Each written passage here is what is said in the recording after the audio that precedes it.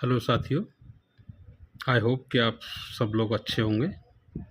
ये जो बुक है मेरी लाइफ इन ऑन इंस्टॉलमेंट्स, उसी का एक ट्रेलर की तरह से एक चैप्टर, एक टॉपिक है जो आपके सामने रख रहा हूँ, शायद आपको समझ आएगा। इसका टॉपिक है, ये जो है, किस्तों पर जिंदगी।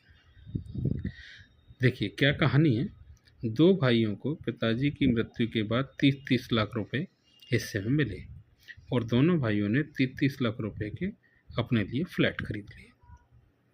अब हुआ क्या, एक भाई ने 30 लाख रुपए का 9% की ब्याज दर पर 20 वर्ष के लिए बैंक लोन लेकर फ्लैट लिया और 26,992 रुपये की 240 मासिक किस्तों के रूप में कुल 64,78,080 रुपये बैंक को भुगतान किया तथा अपने हिस्से के 30 लाख रुपए की 8.5% की ब्याज दर पर 20 वर्ष के लिए बैंक में सावधि जमा FD कर दी, जिससे परिपक्वता पर कुल 1,61,31,948 रुपये प्राप्त किए।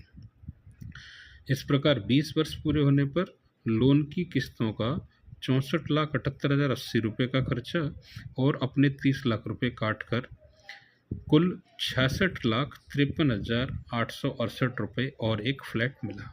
ठीक है, अब दूसरे भाई ने क्या किया इसने, देखिए ये जो दूसरे भाई ने क्या किया, दूसरे भाई ने 30 लाख रुपए का नगद भुगतान विक्रेता को करके फ्लैट ले लिया तथा अपने भाई से बराबरी करते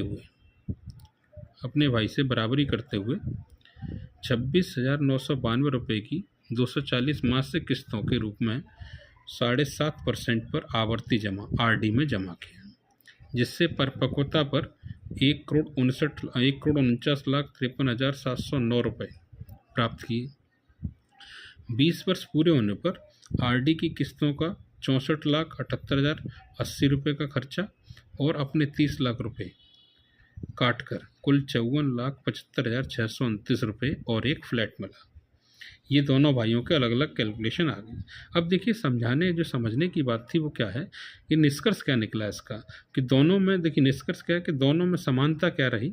समानता ये कि दोनों भाइयों ने अपने अपने हिस्से के 30-30 लाख रुपए खर्च किए और दोनों भाइयों ने 26,992 रुपये की 240 मासिक किस्तों के रूप में कुल 64,78,080 रुपये खर्च किए अपने अपने।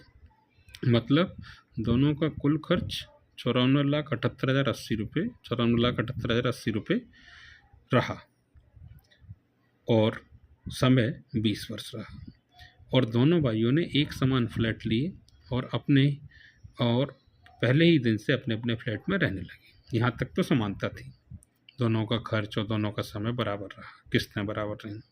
हुआ अब डिफरेंसेस क्या है, क्या भिन्नता है। 20 वर्ष पूरे होने पर लोन लेने वाले भाई को 66,53,868 रुपये और एक फ्लैट मिला तथा नकद भुगतान करने वाले भाई को 54,75,629 रुपये और एक फ्लैट मिला।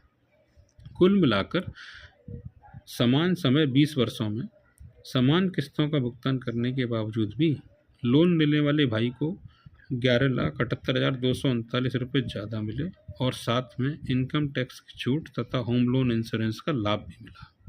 ये जो उपयुक्त गणना है, इसके मानक क्या लिए गए हैं, ये मानक लिए गए कि होम लोन ब्याज दर 9%, FD ब्याज दर 8.5% और RD ब्याज दर 7.5%। आपसे निवेदन है कि आप मार्केट की जो भी रेट हो, जैसे आज की रेट में अगर आप कहें कि होम लोन 8% पर मिल रहा है, तो अगर होम लोन 8% पर है तो FD भी रेट कम हो जाएगी और RD भी कम हो जाएगी।